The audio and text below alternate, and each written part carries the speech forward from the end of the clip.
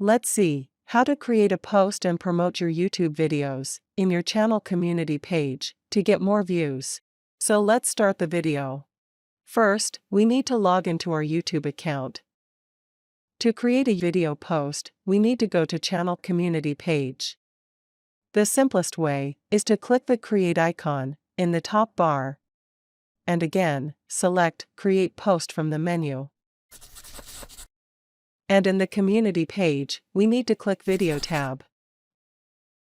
We have two options: promote our own channel video, and second is to search for videos across the YouTube site and share it in our community page. Since we want to promote our own video to get more views, we need to select any of our channel videos. Once we select the video, we have the option of typing a video title or brief video description here. And finally, click Post button to share the video post in the channel community page.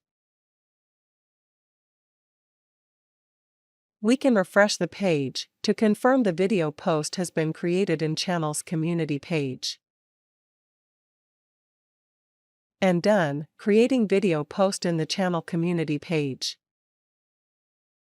I am hoping this video will be useful to you. Please subscribe to my channel and click the bell notification icon to get notified when we add new videos.